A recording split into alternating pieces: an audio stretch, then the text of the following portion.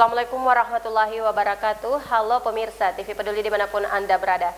Senang sekali kami berdua hadir kembali menyapa Anda dalam program Apa Kabar Parepare. Tentunya dengan sejumlah informasi menarik yang sayang untuk Anda lewatkan. Tetap bersama saya Jauhar Manikam dan saya Yusriadi Sugierto. Inilah Apa Kabar Parepare selengkapnya untuk Anda.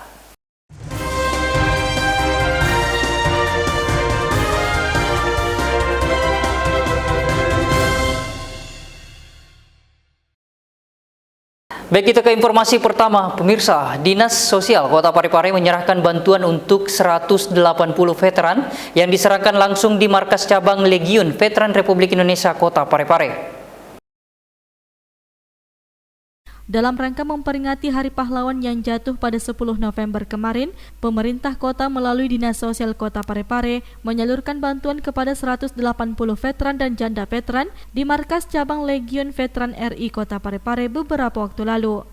Bantuan diserahkan secara simbolis oleh Kepala Dinas Sosial Kota Parepare kepada 3 perwakilan veteran. Kepala Dinas Sosial Kota Parepare yang ditemui di ruangannya menjelaskan program tersebut rutin dilakukan setiap tahunnya dan hal ini merupakan ucapan terima kasih atas jasa-jasa para veteran yang ada di Kota Parepare. Kita memperingati hari 10 November 2020 untuk tingkat Kota Parepare. Ada salah satu kegiatan kita setelah pasca upacara, yaitu penyerahan sarung kepada para bapak ibu veteran. Itu bentuk sarung, totalnya itu 180. Pemerintah selalu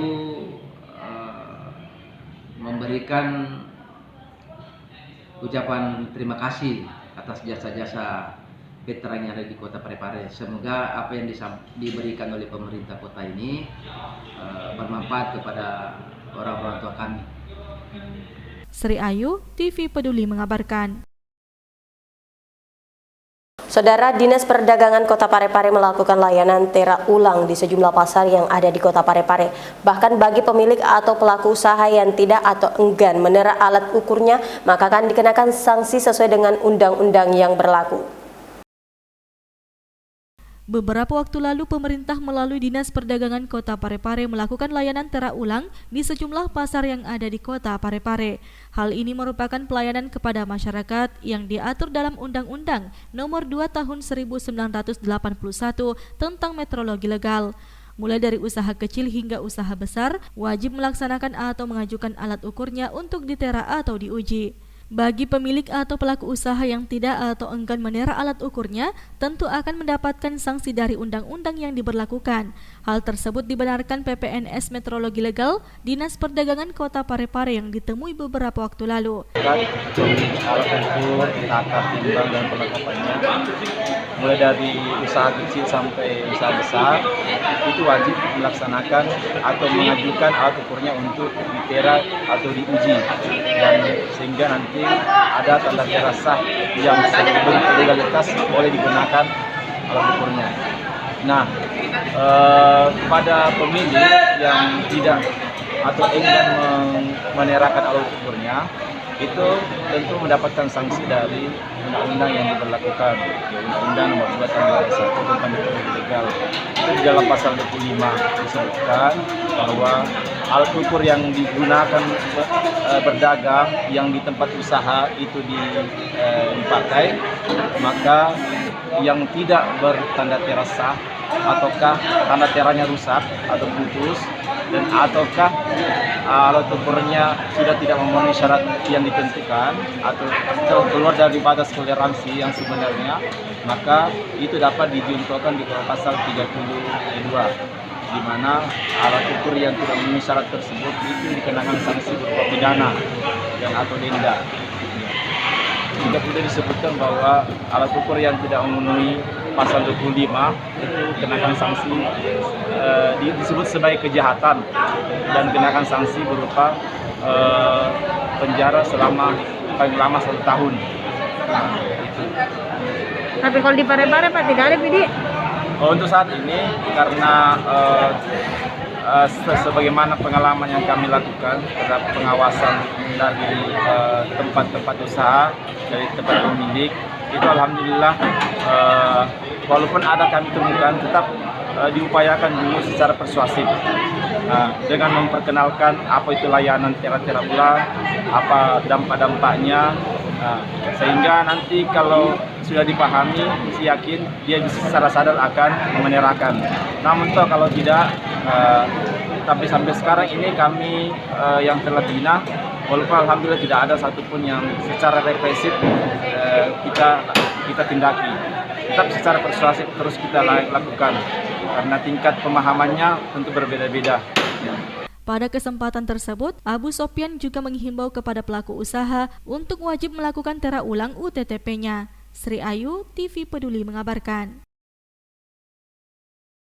Dalam rangka mengurangi kemacetan di jalan protokol dan di jalan kawasan niaga pasar tradisional modern Lakesi, Kota Parepare, Forum Lalu Lintas dan Angkutan Jalan beserta Satuan Lalu Lintas Polres Parepare dan beberapa tokoh masyarakat menggelar rapat di Aula Dinas Perhubungan Kota Parepare. Untuk menanggulangi kemacetan lalu lintas di Kota Parepare, Forum Lalu Lintas dan Angkutan Jalan Kota Parepare mengadakan rapat pertemuan di Aula Dinas Perhubungan bersama Satuan Lalu Lintas Polres Parepare, beberapa tokoh masyarakat, serta pemerhati lalu lintas. Rapat ini digelar sehubungan dengan menanggulangi kemacetan di jalan protokol dan jalan di kawasan niaga pasar tradisional modern Lakesi, Kota Parepare. Pelaksana tugas Kepala Dinas Perhubungan Kota Parepare Iskandar Nusu menjelaskan, rapat yang digelar kali ini mengangkat pembahasan tentang pengaturan arus lalu lintas yang berada di belakang kawasan Pasar Lakesi sehubungan dengan adanya pembangunan dan permasalahan perparkiran yang ada di sepanjang Jalan Mati Rotasi dan Jalan Baumasepe yang berkaitan dengan mobil angkutan barang yang seringkali menimbulkan kemacetan di kedua ruas jalan tersebut. Pembahasan rapat Forum Lalu Lintas kali ini kita mengangkat beberapa hal. Yang pertama, pengaturan arus lalu lintas di belakang Pasar Lakesi, karena sekarang saya lagi tahap pembangunan. Kemudian yang kedua termasuk masalah penataan perparkiran di sepanjang jalan-jalan protokol, termasuk Jalan Mati Rotasi, Jalan Baumasepe, ini dengan keterkaitan dengan mobil angkutan barang, dan hal-hal yang lain yang kita anggap perlu, apalagi di masa pandemi COVID ini.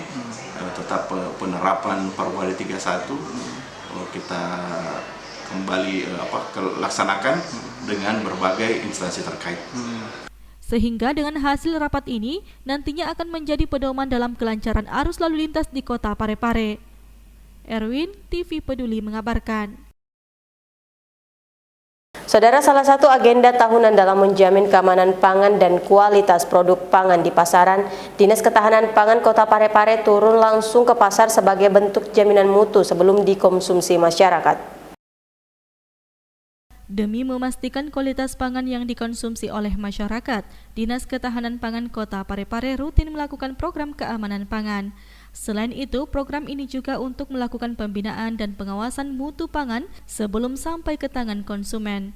Kepala Dinas Ketahanan Pangan Kota Parepare menjelaskan, program ini dilakukan setiap tahun dengan cara turun mengawasi beberapa kategori pangan segar seperti buah dan sayur. Fungsi kami di situ adalah untuk bagaimana tanaman hortikultur dalam hal ini sayur-sayuran maupun buah-buahan yang tidak kontaminasi dengan pestisida yang pada ujung-ujungnya sangat membahayakan oleh manusia itu sendiri untuk kesehatannya. Hal serupa juga diungkapkan Kepala Bidang Konsumsi Penganekaragaman dan Keamanan Pangan Kota Parepare, Mardiana Tika. Ia mengatakan bahwa ada jadwal yang paling tepat dalam pelaksanaan kegiatan ini, yaitu menjelang hari besar atau hari raya. Sampel kami ambil dari setiap pasar, semua pasar yang ada di Kota Parepare, kemudian pengambilan sampel kita lakukan 2 kali seminggu. Tapi terkadang juga kita harus turun secara intensif, tetapi yang dilakukan itu ada jadwal yang paling tepat itu kita lakukan pada saat menjelang hari-hari. Mardiana Tika menambahkan, kegiatan ini bertujuan agar semua masyarakat bebas mengkonsumsi makanan atau pangan segar yang bebas pestisida. Sri Ayu, TV Peduli mengabarkan. Terima kasih Anda masih tetap bersama kami pemirsa. Lembaga Pemberdayaan Masyarakat Kelurahan atau LPMK Masa Bakti 2020-2025 resmi dilantik di Aula Kantor Kecamatan Soreang. Pemerintah Kecamatan Soreang menggelar rapat koordinasi yang dirangkaikan dengan pelantikan pengurus Lembaga Pemberdayaan Masyarakat Kelurahan atau LPMK Masa Bakti 2020-2025 di Aula Kantor Kecamatan Soreang pada Kamis 12 November 2020. Pelantikan dihadiri Camat Soreang Dede Hari Rustaman beserta jajarannya, Kapolsek Soreang AKP Murwanto, dan Ramil Soreang Letu Infantri Zainuddin, para lurah, Babinsa dan Babin Kamtipmas, serta pengurus LPMK se-Kecamatan Soreang. Ketua LPMK yang dilantik diantaranya Ketua LPMK Kelurahan Bukit Harapan Lukman Adam, Ketua LPMK Kelurahan Ujung Baru Muhammad Amin L, Ketua LPMK Kelurahan Bukit Indah Bahtiar Taiba, Ketua LPMK Ujung Lara Insinyur Haji Andi Sudirman Parin Rengi, Ketua LPMK Kelurahan Kampung Pisang Sudirman S, Ketua LPMK Watang Soreang Muhammad Ramlan SE, dan Ketua LPMK Kelurahan Lekesi Dahri. Pengurus LPMK dilantik oleh lurahnya masing-masing. Camat Soreang Dede Hari Rustaman berharap pengurus LPMK yang telah dilantik mampu bersinergi dengan pemerintah Kota Parepare dalam mewujudkan pembangunan yang lebih maju. Kami juga berharap dari pemerintah kecamatan setelah dilantiknya Bapak Ibu selaku pengurus LPMK, marilah kita sama-sama mensinergikan program-program baik visi dan misi dari pemerintah Kota Parepare dalam mendukung visi misi pemerintah Kota Parepare melalui Bapak Wali Kota. Adapun tugas LPMK yakni: pertama, menyusun rencana pembangunan bersama masyarakat dan pemerintah kelurahan secara partisipatif. Kedua, menggerakkan dan mengembangkan partisipasi gotong royong dan swadaya masyarakat. Ketiga, memantau pelaksanaan pembangunan. Keempat, menumbuhkan kondisi dinamis masyarakat dalam rangka pemberdayaan masyarakat. Dan 5, bertanggung jawab dan menyampaikan laporan kegiatan kepada masyarakat paling rendah 1 kali per 6 bulan. Andi, TV Peduli mengabarkan. Masih bersama saya Johar Manikam, saudara. Salah satu upaya percepatan dan perluasan elektronifikasi transaksi pemerintah atau ETP dan pengintegrasian pengelolaan keuangan daerah serta mendorong integrasi ekonomi dan keuangan digital, Bank Indonesia mengadakan audiensi bersama pemerintah Kota Parepare. Dalam rangka mendukung inovasi percepatan dan perluasan elektronifikasi transaksi pemerintah atau ETP dan pengintegrasian pengelolaan keuangan daerah serta mendorong integrasi ekonomi dan keuangan digital, Bank Indonesia mengadakan audiens bersama pemerintah Kota Parepare dalam hal pembentukan tim percepatan dan perluasan digitalisasi daerah yang diterima oleh Sekretaris Daerah Kota Parepare Haji Iwan Asaat APMSI di ruang kerjanya pada Rabu 11 November 2020. Hal ini dilakukan sebagaimana nota kesepahaman antara Kementerian Ekonomi Bidang Perekonomian, Kementerian Dalam Negeri, Bank Indonesia, Kementerian Keuangan, dan Kementerian Komunikasi dan Informatika untuk membentuk tim percepatan dan perluasan digitalisasi daerah, salah satunya di Kota Parepare. Erwin, TV Peduli mengabarkan.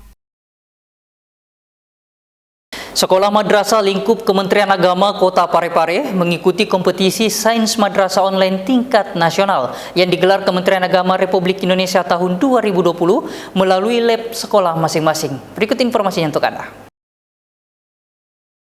Sekolah Madrasah lingkup Kementerian Agama Kota Parepare mengikuti kompetisi Sains Madrasah Online atau KSMO tingkat nasional yang digelar Kementerian Agama Republik Indonesia tahun 2020. Semua jenjang madrasah mulai tingkat Madrasah Ibtidaiyah atau MI, Madrasah Sanawiyah atau MTS, dan Madrasah Aliyah atau MA sekota Parepare, baik negeri maupun swasta mengikuti KSMO tersebut di lab sekolah masing-masing yang dimulai sejak hari Senin hingga Rabu, tanggal 9 hingga 11 November 2020.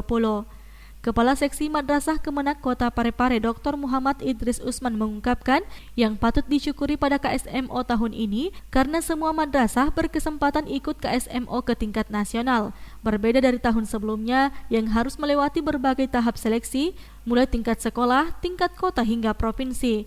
Namun tahun ini, para peserta hanya diseleksi oleh sekolah masing-masing. Kami perlu menyampaikan bahwa sejak kemarin Senin itu sampai hari ini dan hari Kamis nanti itu dilaksanakan kompetensi sains madrasah lain untuk tingkat madrasah, jadi mulai dari MI, MTS, dan MA, dan itu dilaksanakan secara nasional. Jadi pandemi COVID-19 ini memberikan berkah, karena biasanya kalau KSM nasional itu hanya utusan-utusan per provinsi per mata pelajaran. Tapi hari ini luar biasa, semua madrasah seluruh Indonesia itu bisa berpartisipasi, memberikan peluang yang sebesar-besarnya kepada siswa mereka untuk mengikuti KSM online ini secara nasional, dan itu ribuan siswa kita di seluruh Indonesia ini berpartisipasi dalam kegiatan ini. KSMO merupakan ajang ketangkasan kemahiran dan kemampuan siswa menguasai ilmu pengetahuan serta pengembangan bakat dan minat di bidang sains. Selain itu, KSMO ini juga sebagai sarana menumbuh kembangkan budaya kompetisi yang sehat dan memotivasi peserta didik untuk meningkatkan kemampuan intelektual, emosional, dan spiritual masing-masing. Di sisi lain, KSMO ini juga memberikan kesempatan kepada siswa madrasah menjadi duta yang membanggakan bangsa di kancah internasional. Sementara yang menjadi keunggulan KSMO yang dilaksanakan Kemenak ini adalah mengintegrasikan antara ilmu keislaman dengan sains. Andi, TV Peduli mengabarkan. Saudara, meski pandemi juga berdampak pada sektor perekonomian negara, namun Kota Parepare masih patut bersyukur atau berbangga karena pendapatan asli daerah Kota Parepare masih stabil hingga saat ini. Wali Kota Parepare Dr. HM Taufan Pawe SHMH bersyukur karena meskipun Kota Parepare fokus menangani masalah kesehatan, pertumbuhan ekonomi Parepare terus meningkat. Hal tersebut terlihat dari perekonomian dan tingkat inflasi yang masih stabil. Bahkan pendapatan asli daerah atau PAD Parepare tahun 2020 tumbuh baik jika dibandingkan dengan periode yang sama di tahun 2019 yang lalu.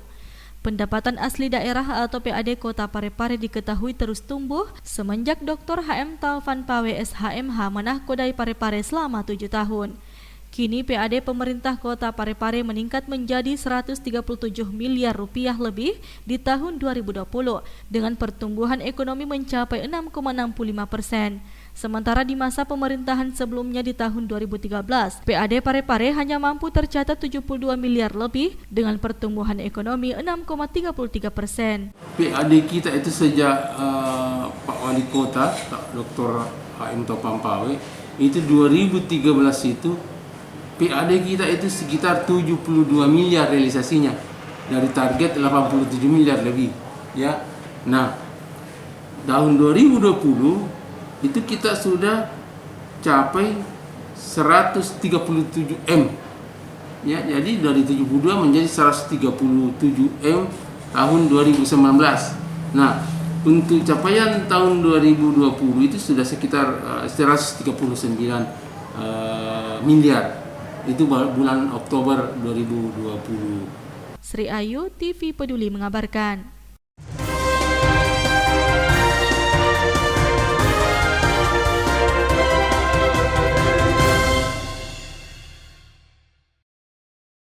Dan informasi tadi sekaligus menutup perjumpaan kita untuk saat ini. Anda dapat menyaksikan berita lainnya di YouTube dan Facebook TV Peduli. Saya Yusriadi Sugiarto. Saya Johar Manika mewakili segenap kru yang bertugas mengucapkan terima kasih atas kebersamaan Anda dan sampai jumpa.